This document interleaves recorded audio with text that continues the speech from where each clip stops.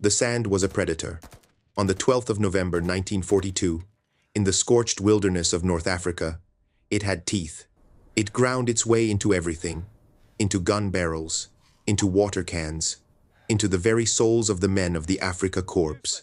For Senior Sergeant Hans Richter, a master mechanic from the gleaming workshops of Stuttgart, it was a personal enemy, and right now, it was winning. He lay beneath his Kübelwagen, the pride of German light vehicle design, with blistering sand sticking to the sweat on his face. Above him, the whine of ricocheting bullets served as a constant, deadly reminder that his position was exposed. The Kübelwagen, a machine he had always admired for its brilliant engineering and lightweight precision, was immobile. Its sophisticated air-cooled engine, a masterpiece in the cool climates of Europe, was gasping in the hellish African heat. Worse, its complex differential, a testament to German ingenuity, had been defeated by the fine, unforgiving grit. They were a sitting duck. Hans was not just a soldier, he was a craftsman, a believer. He believed in the superiority of German steel, the precision of German hands, the genius of German minds. Every finely machined gear, every perfectly balanced piston in a German engine was to him a small piece of national destiny. His comrades fought with rifles and machine guns. Hans fought with wrenches and a deep, unshakable faith in his nation's industrial might. That faith was now being tested by a few handfuls of sand. Richter, status. The shout came from Lieutenant Klaus Vogel, a young officer whose face was a mask of dust and anxiety. The rear axle is compromised, Herr Leutnant.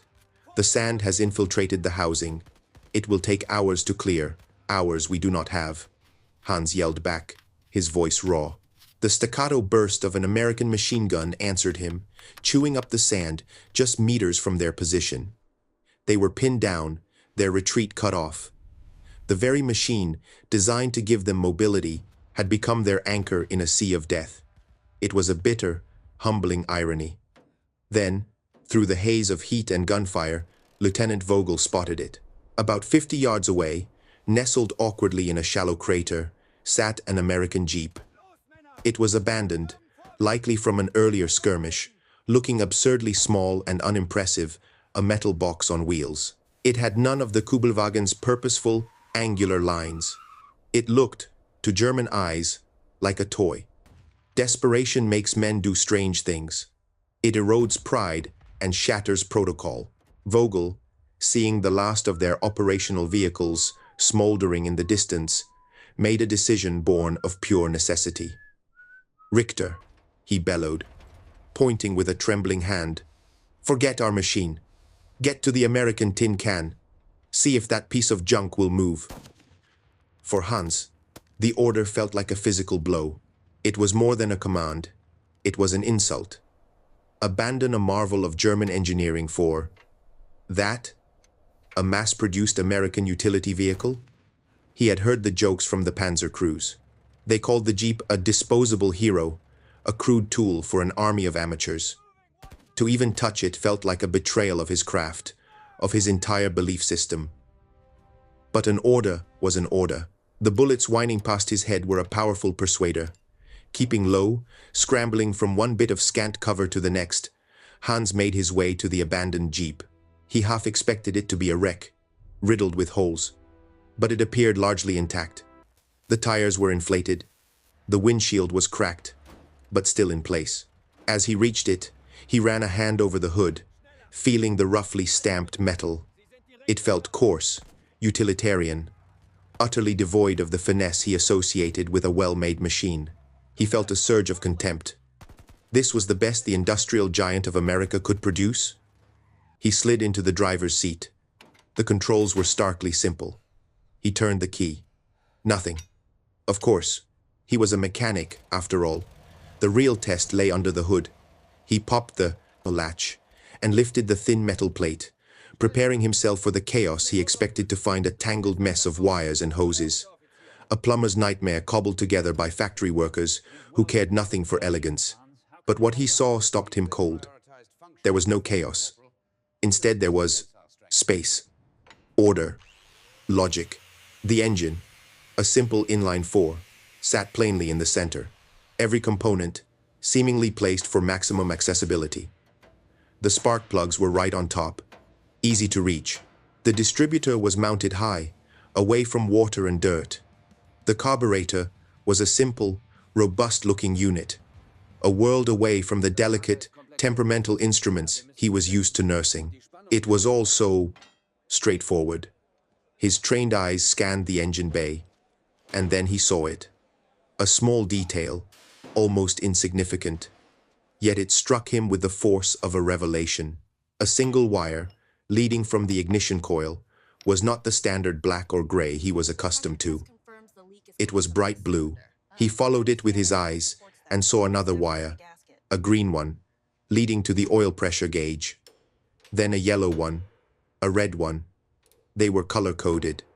It was an incredibly simple idea, so simple, in fact, that it seemed almost childish. German engineering philosophy dictated that a true mechanic should be able to read a complex schematic, that he should understand the machine's soul, not need his hand held by colorful wires. Yet, in the middle of a firefight, with minutes counting down to life or death, the value of that simplicity was staggering. A less experienced soldier, a boy from a farm in Ohio, could look at this engine and immediately understand where things were supposed to go. There was no need for years of apprenticeship, no need for deep technical mastery. It was designed for immediacy, for functionality under fire. Hans stood there for a long moment, the sounds of the battle fading into a dull roar in his ears. He had spent his life believing that complexity was the hallmark of genius. His nation had built the most advanced tanks, the fastest fighter planes, the most sophisticated engines in the world.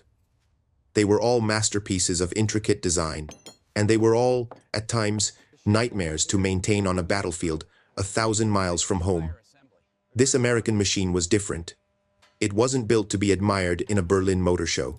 It wasn't built to showcase the outer limits of engineering. It was built to work, to be fixed, and to get back into the fight.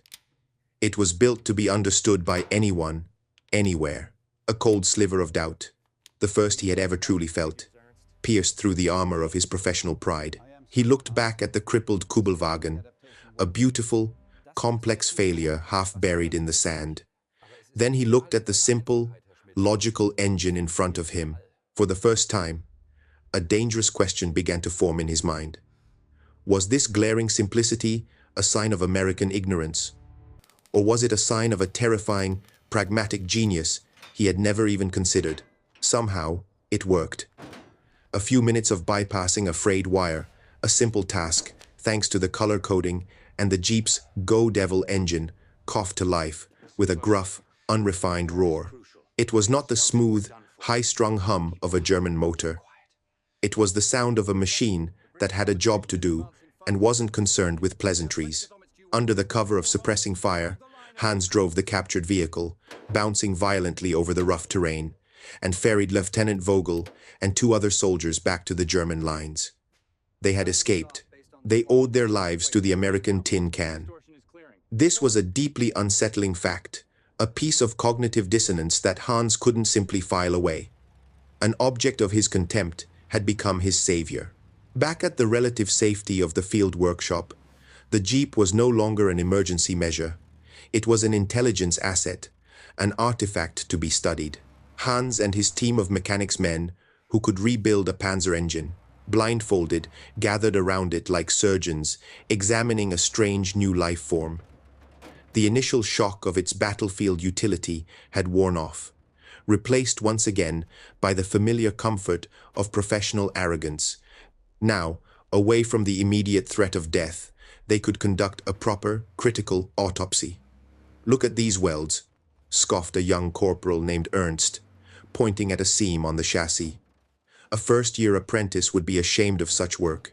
There is no artistry." He was right. The welds were thick, functional, and utterly without grace. They were designed to hold, not to be admired. The body panels were the same simple sheets of metal, stamped into shape by massive hydraulic presses, not lovingly hand-beaten into a perfect curve. "And this suspension," Hans added, tapping a heavy-duty leaf spring with his wrench. It was a design that felt almost primitive to him. It's archaic. A farmer's cart has more sophistication. Where are the independent torsion bars? How can they achieve stability at speed with such a crude system?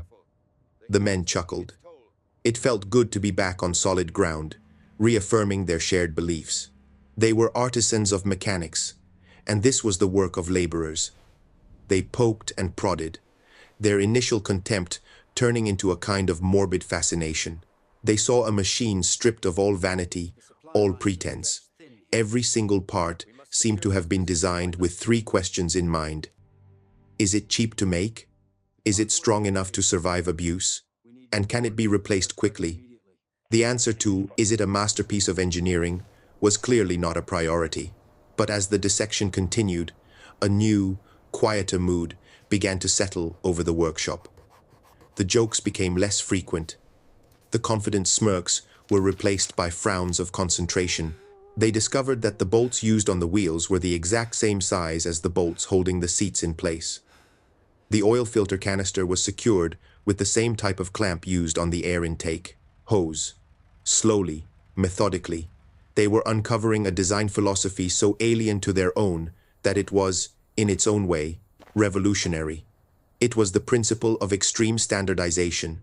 For a German mechanic like Hans, this was heresy. In his world, every part was engineered for its specific purpose, machined to impossibly fine tolerances. A bolt from the engine would never fit a component on the chassis because they were designed by different departments for different stresses. This created engineering perfection, but it also created a logistical nightmare of spare parts. The Jeep, in contrast, seemed to be assembled from a giant, universal set of components. The true revelation came when they opened up the engine and transmission. The Go Devil engine was a simple, low-compression workhorse. It wouldn't win any races, but its loose tolerances meant it could probably run on low-grade gasoline, kerosene, or maybe even strong liquor in a pinch. It was forgiving. It was built to survive the real world, not just the pristine conditions of a test lab. Hans began an internal debate, a silent argument with 2 decades of training and belief. He had been taught that the pinnacle of engineering was to create a machine so perfectly tuned that it operated with the precision of a Swiss watch. But what good was a watch in a sandstorm? What good was a complex high-performance engine if it seized up because a single, specialized spark plug fouled and a replacement was 1,000 miles away? This American machine was designed with a different kind of perfection in mind, the perfection of availability. Its genius was not in the quality of any single component, but in the uncompromising interchangeability of all of them. The Americans hadn't built a superior vehicle. They had built a superior system of vehicles. Hans felt a chill run down his spine despite the desert heat. He was beginning to understand that he and his countrymen had been preparing for the wrong kind of war. They had brought finely crafted dueling pistols to a gunfight that would be won by the side that could simply throw the most lead downrange. The tipping point, the moment his perspective truly shattered, came from the youngest mechanic in his crew, the corporal, Ernst. The boy, barely out of his teens, was rummaging through the Jeep's onboard toolkit, a simple canvas roll tucked under the passenger seat. He pulled it out and unrolled it on the dusty workshop floor. It contained a handful of open-ended wrenches of common sizes, a pair of pliers, a single screwdriver, and a small hammer. Ernst looked up at Hans, his face a picture of genuine confusion. "Sergeant," he said, "where are the rest of the tools? Where are the specialized torque wrenches? The pullers? The gauges? How could anyone possibly service this vehicle with this?" Hans stared at the pitiful collection of tools. And in that instant, a terrifyingly clear realization struck him. He saw the whole picture. The color-coded wires, the standardized bolts, the simple, accessible engine, the ridiculously basic toolkit. It all snapped into focus. He looked at Ernst, then around at the faces of his other expert mechanics. "You don't understand," Hans said, his voice barely a whisper. "They didn't build this for us." He pointed from the simple tools to the simple engine. "They didn't build this for mechanics. They built it for soldiers. The silence in the workshop was absolute. In that moment, they all understood. The Jeep was not designed to be maintained by highly trained specialists in well-equipped workshops. It was designed to be hammered back into shape by a 9-year-old farm boy from Iowa in a muddy ditch under enemy fire, with nothing but a wrench and a stubborn refusal to quit. German engineering required a specialist. American engineering only required a GI.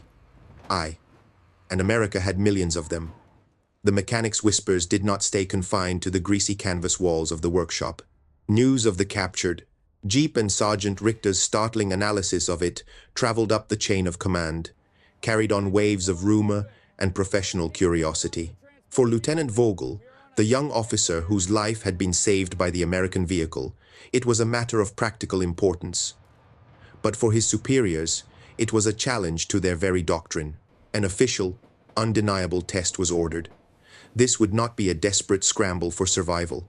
This would be a controlled experiment, a duel of philosophies staged in an arena of fine, golden powder. The chosen testing ground was a stretch of deep desert, notorious for swallowing vehicles whole. On one side stood the Kübelwagen, its slender frame and pale gray paint, making it look like a desert predator, a greyhound built for speed and agility. On the other side sat the Jeep, squat, boxy, and olive drab, looking less like a thoroughbred and more like an ugly, stubborn bulldog. Hans Richter stood with a small group of officers, his stomach churning with a mixture of anxiety and a strange, unwelcome anticipation. He felt like a prosecutor, about to present evidence against a beloved family member. The Kübelwagen went first. On the hard-packed sand at the edge of the basin, it was magnificent. It darted forward, its engine purring with that familiar, sophisticated rhythm. It was light, responsive, and for a moment, it seemed poised to make a mockery of the entire exercise. But then, it reached the soft sand. The effect was immediate and brutal. The engine's high-revving power, so effective on solid ground, became its undoing. The rear wheels, the only drive wheels it had, began to spin furiously, digging themselves deeper with every rotation. The driver tried to feather the throttle, to rock the vehicle back and forth, but it was no use. The Kübelwagen, the pinnacle of lightweight design, sank ignominiously, burying itself up to its axles in the very terrain it was meant to conquer. A beautiful, complex failure, a tense silence, fell over the watching officers. Then, it was the Jeep's turn.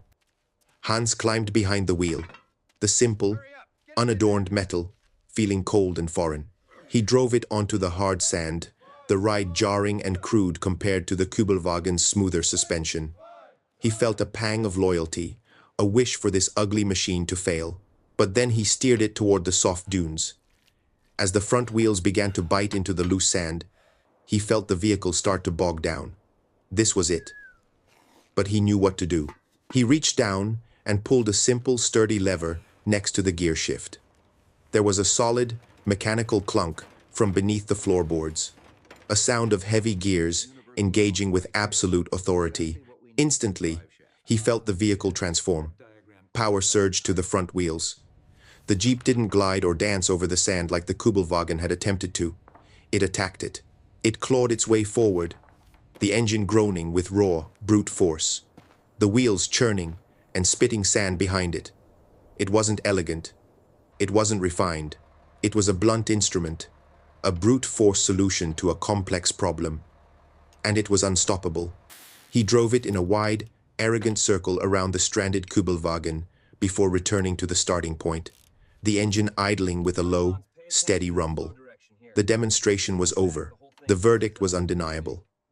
As the officers began to murmur amongst themselves, avoiding Hans's gaze, an older man stepped forward. It was Quartermaster Schulz, a man who had seen more of the war from his ledgers and supply depots than any soldier had from a trench. He was a man defined by logistics, by the stark, unforgiving mathematics of war. He walked over to Hans, ignoring the officers, and placed a hand on the Jeep's warm hood. He looked at Hans, his eyes weary but sharp. "We build Swiss watches, Richter," he said, his voice low and gravelly. exquisite, precise, a marvel of creation. The Americans. He patted the hood. They build sledgehammers. He paused, letting the metaphor sink in.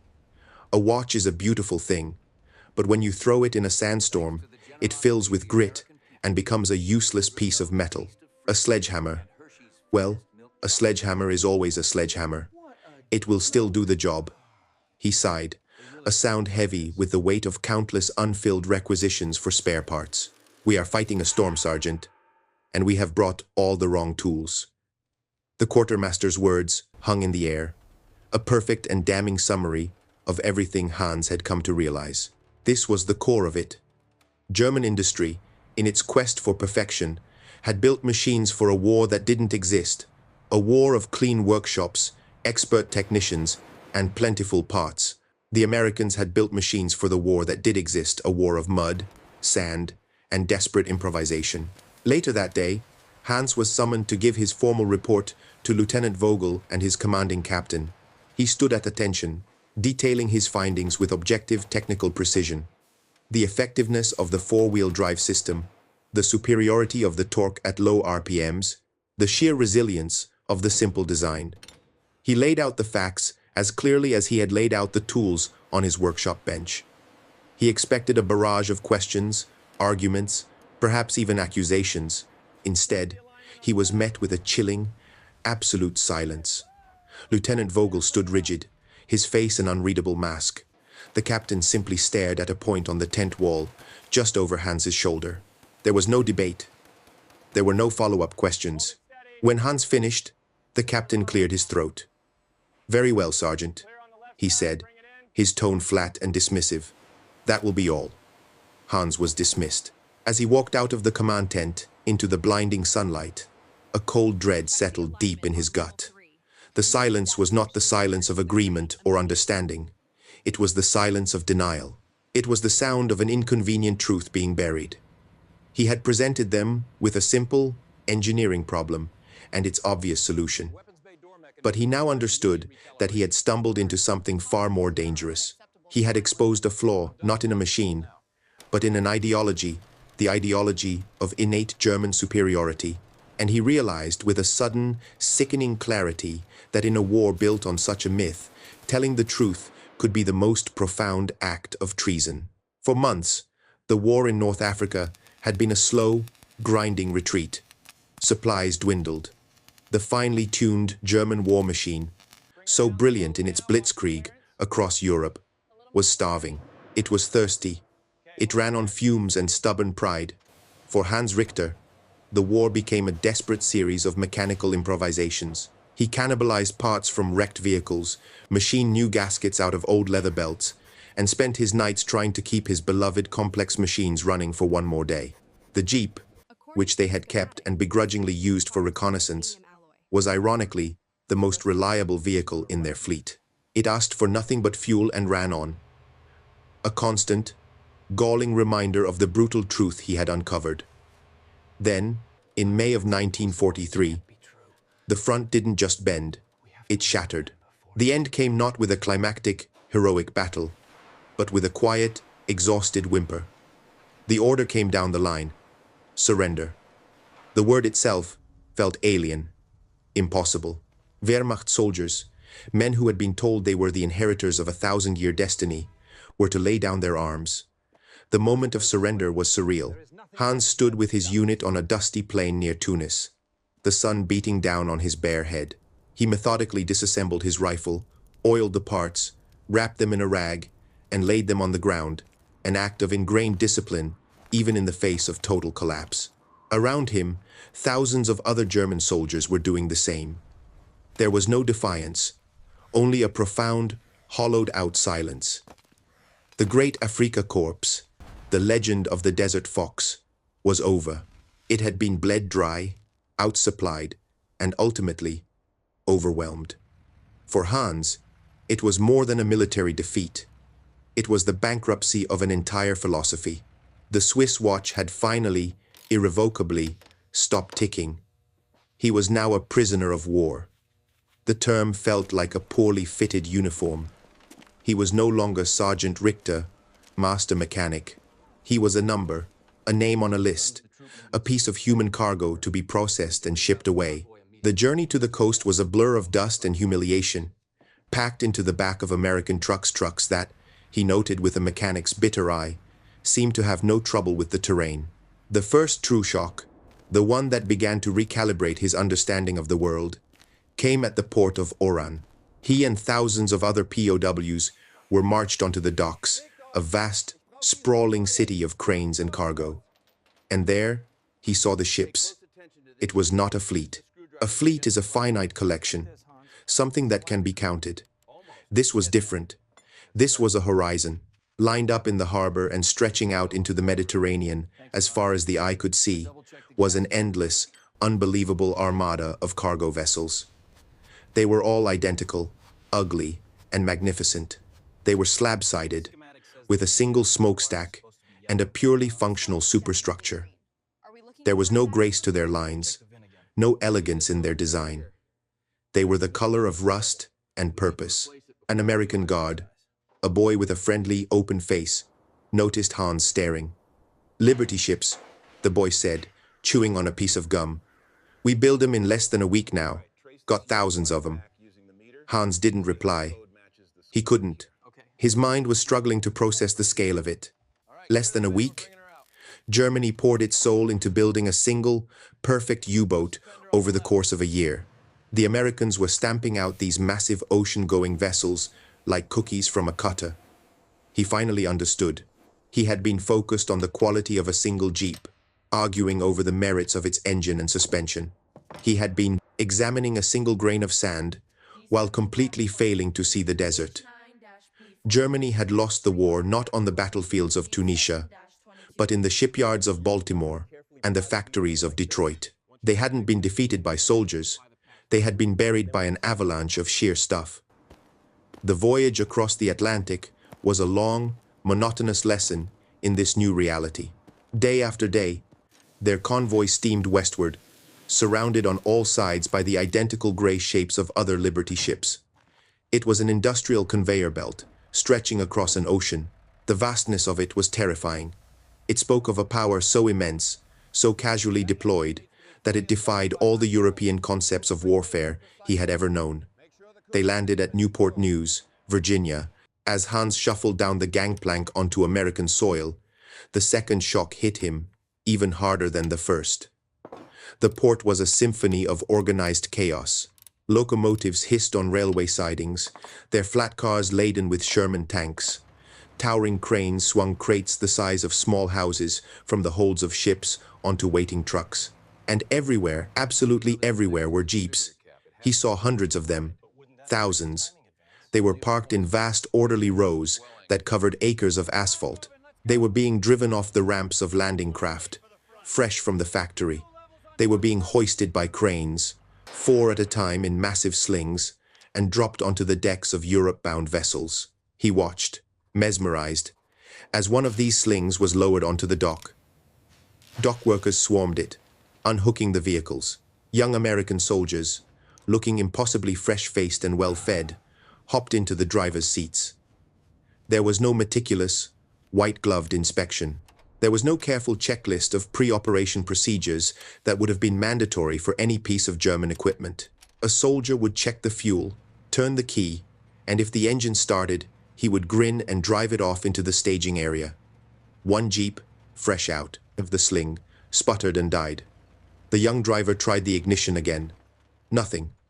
Hans felt a flicker of grim satisfaction. Aha, a failure.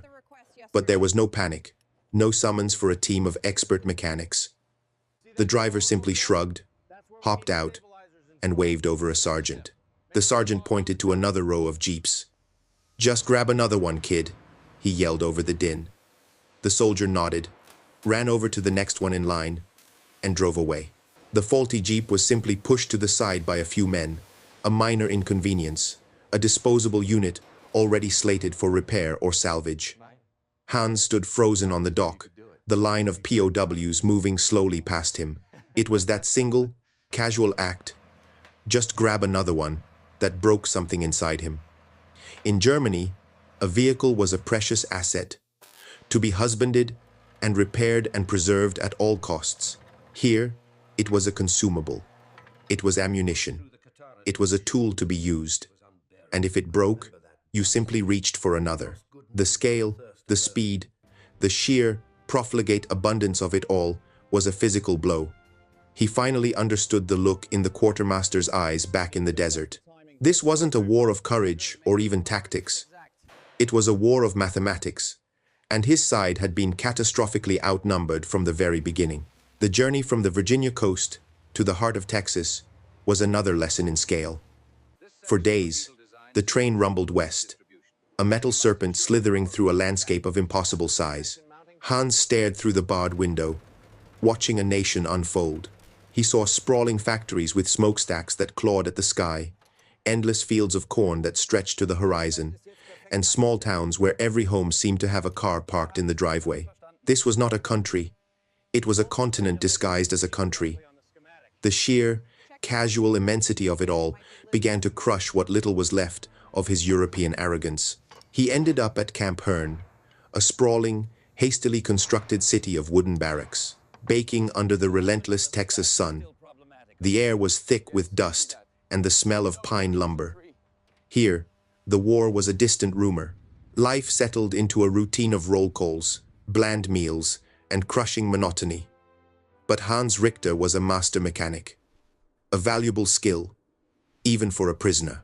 He was soon assigned to the camp's motor pool, a massive muddy yard filled with the very American vehicles he had once analyzed as an enemy curiosity. Now, they were his daily work, his purgatory, and his classroom. The man in charge was a master sergeant named Miller.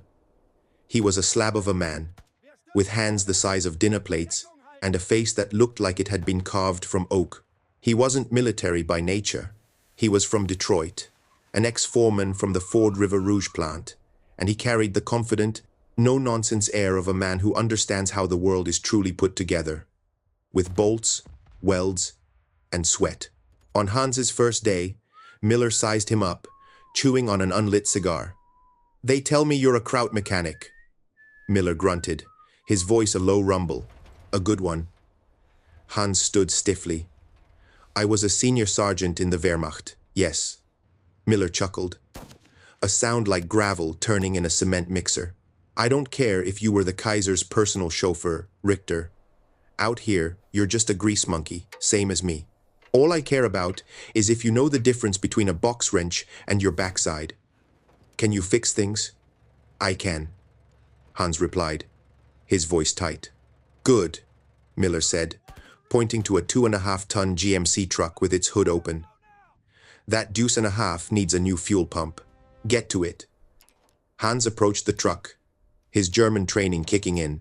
He would need to diagnose the specific pump model, find the exact replacement part from inventory, and requisition it with the correct serial numbers. He turned to Miller. "Which model of pump is it? I will need the schematics to ensure the part is correct." Miller stared at him for a beat, then let out a loud laugh. He walked over to a large wooden shed, threw open the doors, and gestured inside. The shed was filled not with neatly catalogued individual parts, but with bins. Huge, overflowing bins. One was labeled carburetors, Type A, another starter motors, Type B, and a third, fuel pumps, Common. Miller plunged a greasy hand into the fuel pump bin and pulled one out. "Here's your schematic," he said, tossing the heavy part to Hans. "It's a fuel pump. It fits the Jeep, it fits this truck, and it'll probably fit the generator over there too. Old man Ford's ghost would haunt us if we made 3 different parts when one would do the job." He explained the philosophy that had revolutionized the world. A gospel Hans was now hearing for the first time. Henry used to say, "Any customer can have a car painted any color that he wants, so long as it is black." People thought he was just being stubborn, but he knew the secret. Uniformity is the mother of speed. You make one part, you make it 1,000,000 times, and you make it fit everything. Hans looked from the pump in his hands to the rows of vehicles in the yard. It was the Jeep philosophy, amplified 1,000 times. The Americans weren't just standardizing components. They were standardizing their entire military-industrial ecosystem. A single part could service a dozen different types of vehicles, meaning a supply officer in the field didn't need a warehouse of specialized inventory. He just needed a few crates of the common stuff. The genius of it was so profound, so devastatingly effective, that it made his own nation's obsession with bespoke perfection seem like a child's folly. As the weeks turned into months, an unlikely professional respect grew between the German artisan and the American foreman. Miller recognized Hans's skill and meticulous nature, while Hans found himself grudgingly admiring Miller's bone-deep pragmatism. One sweltering afternoon, as they shared a canteen of lukewarm water, Hans asked Miller where he had learned his philosophy. "Learned it from my old man," Miller said, wiping sweat from his brow. He was a farmer in Ohio, dirt poor. He had one tractor that broke down every other week. He taught me, "Son, a good machine isn't the fanciest one. It's not the one that wins prizes. A good machine is one that gets the job done before sundown, not one you have to spend all night in the barn praying over. We're a nation of farmers and tinkerers, Richter. We don't have time for art projects. We have work to do." The simple, rustic wisdom hit Hans harder than any technical lecture. He thought of his own son, Dieter, back in a Germany that was being bombed into rubble. What lessons had he been taught? To revere the complex, to worship precision, to believe in a perfection that was too brittle for the real world. He saw with sudden painful clarity that he would have to teach his son something new if they were to survive and rebuild. He would have to teach him the value of the sledgehammer over the Swiss watch. He would have to teach him the lesson of the Jeep. The final, crushing piece of his education came on a quiet evening. Work was done, and Miller was sitting on an overturned crate, flipping through a thick, heavy catalogue that had come in the mail. It was from a company called Sears, Roebuck & Co. Hans, curious, peered over his shoulder. He expected to see clothes, or perhaps furniture, and they were there. But as Miller turned the pages, Hans felt his blood run cold. He saw pages filled with tools, not just simple wrenches, but socket sets, torque wrenches, micrometers, drill presses. He saw replacement parts for civilian cars and tractors. He saw small engines, welding kits, and electrical components. It was an arsenal of industrial power, available to any citizen with a few dollars and a mailbox. He stared, utterly dumbfounded. An ordinary American farmer, sitting in his living room in the middle of nowhere, could order and receive a set of tools more sophisticated and comprehensive than what the Wehrmacht was able to supply to its master mechanics on the front lines of the most important war in its history. It was in that moment that Hans Richter truly and completely understood. Germany hadn't just been fighting the American army. It had been fighting the American garage. It had been fighting the American farmer. It had been fighting the Sears catalog. His nation had marshaled its entire, centralized economy to wage a total war, and it had been defeated by a country where total war was simply a byproduct of the way its people lived every single day. One stifling evening in the late summer of 1944, a ripple of unusual activity disturbed the stagnant routine of Camp Hearn. The prisoners were herded into the large mess hall, the air thick with the smell of boiled cabbage and collective boredom. A projector and a screen had been set up. It was movie night. An occasional propaganda exercise the camp authorities conducted to showcase the righteousness of the American cause and the might of its war effort. Most of the prisoners, including Hans, viewed it with weary cynicism. They sat on the hard wooden benches, their expressions ranging from outright contempt to dull resignation. They had seen these films before. They were always the same, smiling, corn-fed soldiers handing out chocolate to beaming European children, legions of identical tanks rolling through liberated French towns, a booming, patriotic narrator declaring the inevitable triumph of democracy. To men who had seen the brutal, dirty reality of the front lines, it felt like a childish fantasy. The lights dimmed, the projector whirred to life, casting its flickering beam through the cigarette smoke hanging in the air. The film began as expected. Triumphant music swelled, There were shots of waving flags, of President Roosevelt smiling confidently, of vast fleets sailing the ocean. The German prisoners grumbled, some making sarcastic comments under their breath. Hans stared blankly at the screen, his mind 1,000 miles away, thinking of the delicate dance of gears inside a transmission, a place where logic and order still existed. Then, the narrator's tone shifted. "But the soldiers on the front lines are only the tip of the spear," he declared. "The shaft of that spear is forged here, in the heartland of America, by the hands of a free people." The image on the screen changed. It was an aerial shot of a building so vast it seemed to defy comprehension. It stretched for what looked like a mile, a single, flat-roofed structure surrounded by parking lots filled with thousands of cars. The title card appeared: Willow Run, Michigan. The film cut to the inside, and a collective, involuntary gasp went through the hall. Even the most cynical of the prisoners fell silent. They were looking into a cavern, a man-made canyon of steel and light. It was a factory floor, but it was unlike anything Hans had ever seen or imagined. It was a cathedral of industry. A single, continuous assembly line snaked its way from one end of the building to the other, a river of metal that seemed to flow for miles. On this line were not cars or trucks. They were the skeletons of giant, four-engine bombers. The camera moved along the line, and the sheer, relentless energy of the place was hypnotic. Thousands of workers swarmed over the growing aircraft like ants on a metallic carcass. Hans's expert eye tried to make sense of the organized chaos. He saw massive presses stamping out entire wing sections in a single deafening blow. He saw rivets being driven by pneumatic guns with a speed that defied belief. He saw engines, turrets, and landing gear being lowered by cranes and seamlessly integrated into the moving frames. It was a symphony of creation, played at a tempo that was both terrifying and magnificent. These were not the master craftsmen of Stuttgart or Hamburg, working with deliberate, painstaking precision. These were ordinary people. He saw women with their hair tied up in bandanas, their faces smudged with grease, but set with determination, the famous Rosie the Riveters he had only heard about. He saw older men, their faces wrinkled, who should have been retired. He saw young men who were too frail for military service. It was a citizen army, armed not with rifles, but with wrenches and welding torches. Then came the moment that shattered his world forever. The camera focused on the end of the line, where a completed B-24 Liberator bomber, gleaming in its war paint, was rolled out through massive hangar doors.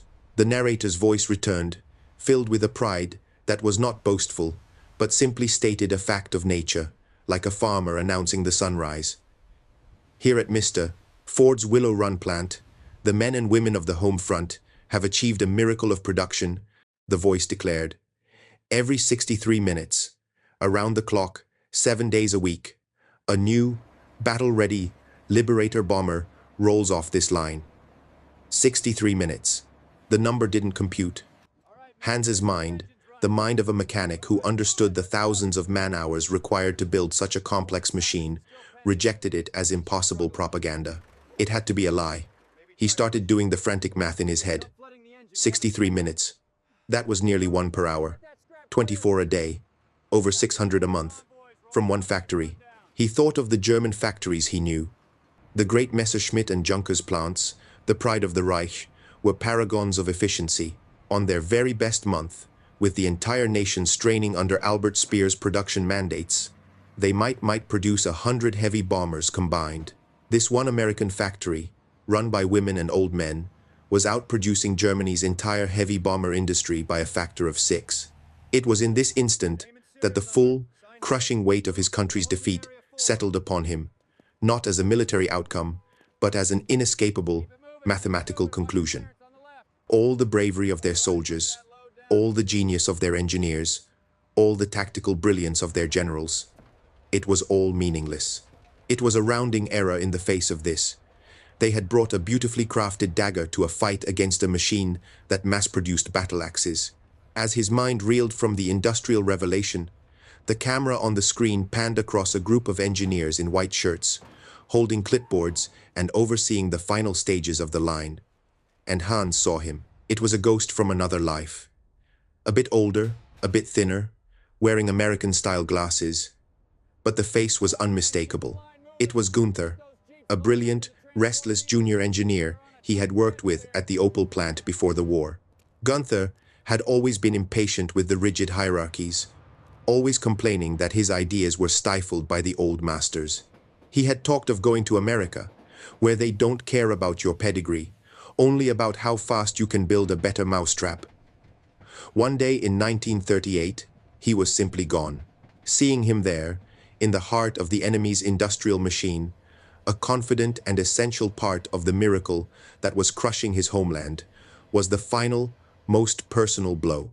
The defeat was no longer an abstract concept of steel and statistics. It was a face.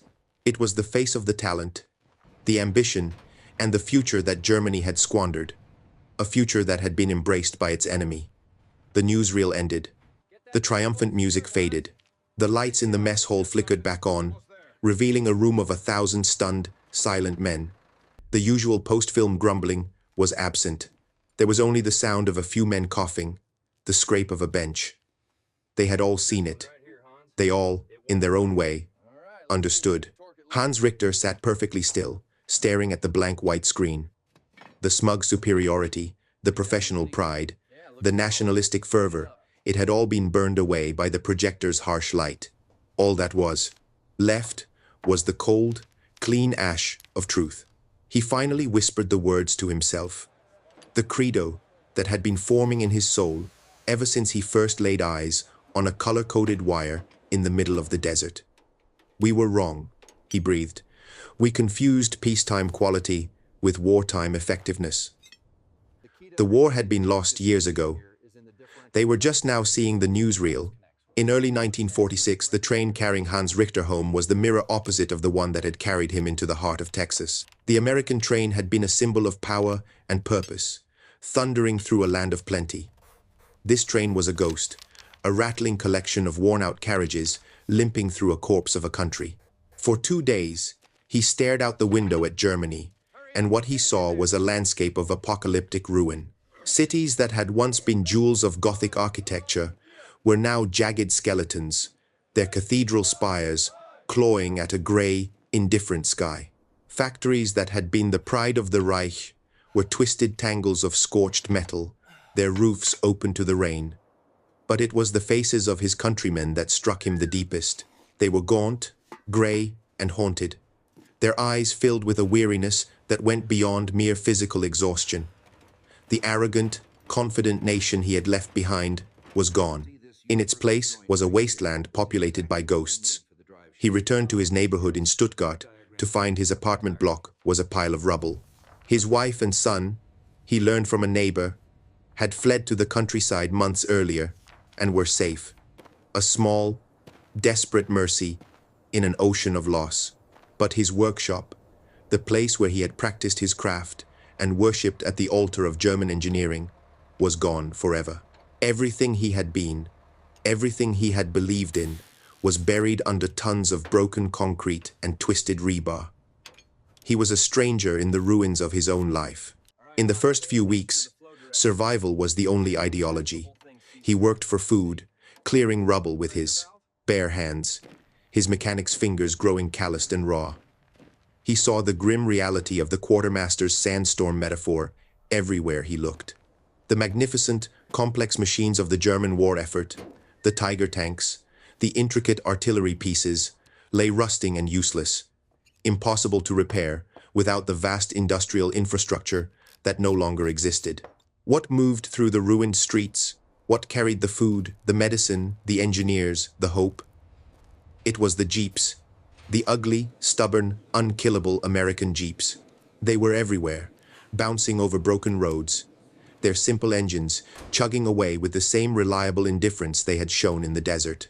They had been the instrument of Germany's destruction, and now they were the tools of its potential salvation. This bitter irony led him to a notice board outside the local Allied military government headquarters. The U.S. Army Transportation Corps needed local mechanics. They had the vehicles to rebuild Germany. but they didn't have enough trained men to maintain them. It was a devil's bargain. To find a future, he would have to work for his former captors, tending to the very machines that symbolized his defeat. Swallowing the last bitter dregs of his pride, Hans walked inside. He was interviewed by a young American captain, an engineer from Ohio, with a tired but decent face. The captain reviewed Hans's file, noting his Wehrmacht rank and his work record at Camp Herne. "Says here you know your way around our equipment, Sergeant," the captain said, looking up. "Master Sergeant Miller at Herne wrote that you were the best damn mechanic he'd ever seen, German or otherwise. Said you worked miracles." The unexpected praise from his old adversary caught Hans off guard. "We had a professional understanding," Hans managed to say. "Good." The captain nodded. "I'm not looking for politics, Richter. I'm looking for a man to run my main depot. I've got 100 jeeps, 50 deuce and a halves, and a dozen bulldozers, and they're all that's holding this sector together. I need them running. The job is yours, if you want it." Hans looked out the window at a convoy of jeeps, hauling rubble away from a bombed-out hospital. He no longer saw them as symbols of defeat. He saw them for what they were: tools, sledgehammers. And he knew, with absolute certainty, how they worked.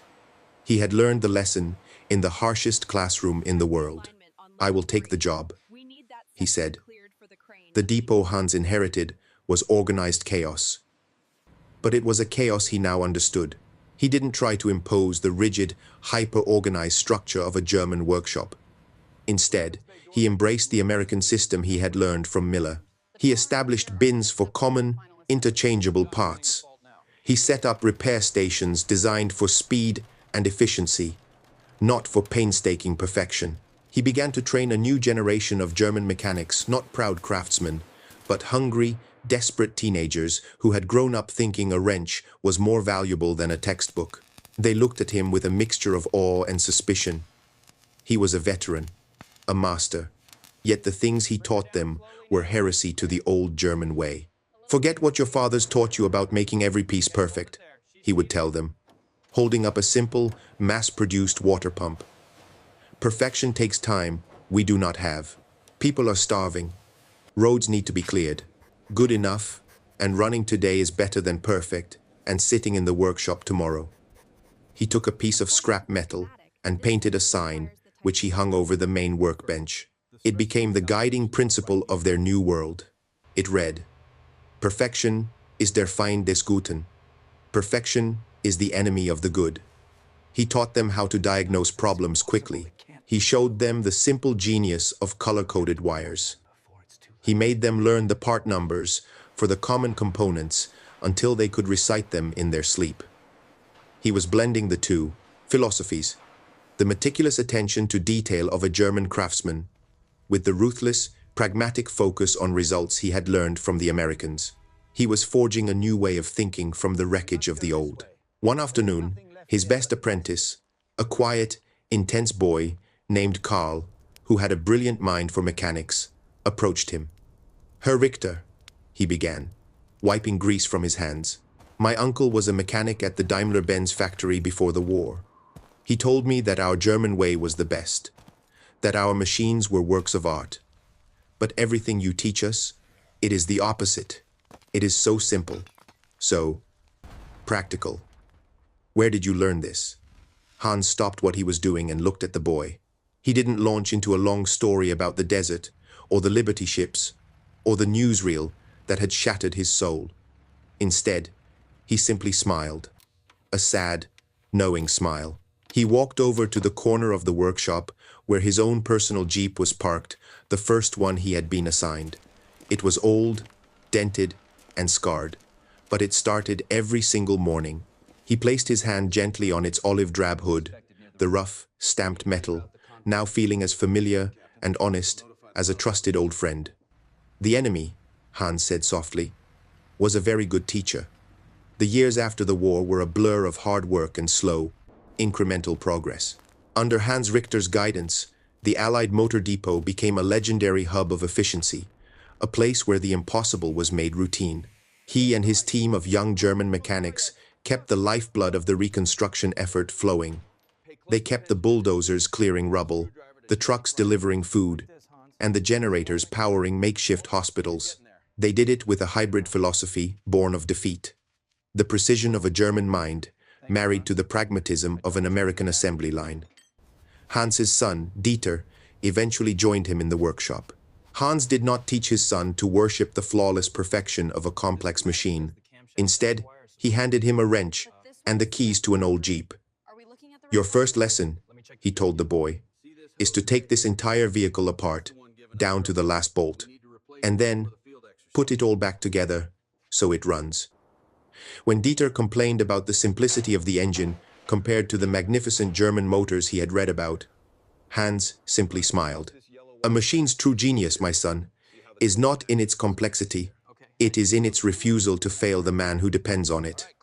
As Germany began its miraculous economic recovery, the Wirtschaftswunder, the lessons learned from the Jeep, began to permeate the nation's industrial DNA.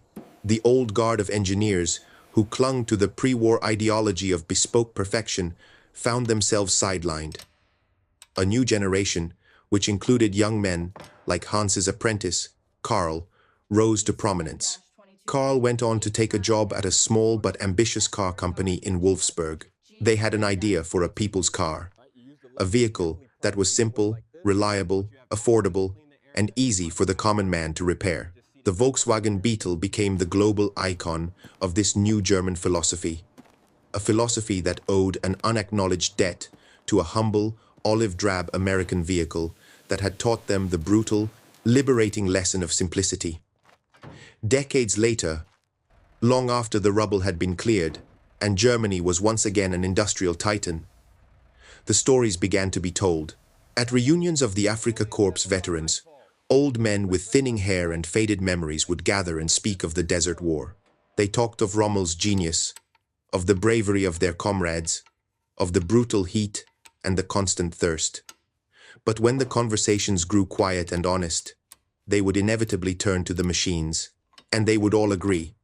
The Panzers were superior tanks, the Messerschmitts were masterpieces of aviation, but the war in the desert, they admitted with the clarity of hindsight, had been won by a different kind of weapon. "We were outcalculated," one old veteran was famously quoted as saying in a historical journal.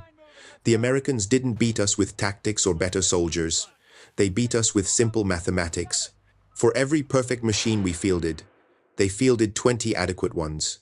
And in a war of attrition, adequacy, when delivered in overwhelming numbers, is a form of perfection all its own." The story of Hans Richter and the captured Jeep is more than just a war story. It's a parable about pride and humility, about the clash between two powerful ideas of what it means to create something of value. One is the way of the craftsman, who seeks to build a single, flawless masterpiece. The other is the way of the industrialist, who seeks to build a million functional tools. In the peacetime luxury of a showroom, the masterpiece will always win. But on the brutal testing ground of reality, whether a battlefield, a marketplace, or a life-altering crisis, the simple, reliable tool often proves to be the most revolutionary invention of all. The Jeep wasn't just a vehicle, it was a four-wheeled professor in history's most savage classroom, and its lesson was so powerful, it helped its enemies rebuild their entire nation. It taught a generation of engineers that the most elegant solution is not always the most complicated one. Sometimes, genius is just the courage to make something simple enough to work, every single time. That Jeep was more than just a machine. It was a teacher in the most brutal classroom in history. It taught an entire generation of brilliant engineers that sometimes the simplest solution is the most genius one. That single lesson, learned through defeat, helped rebuild a nation from its own ashes. What about you? Do you or your family have a story about an unexpected lesson learned from a difficult time? A moment when a simple truth proved more powerful than a complex theory? Share your story in the comments below. The lessons that are paid for most dearly are often the ones most worth listening to.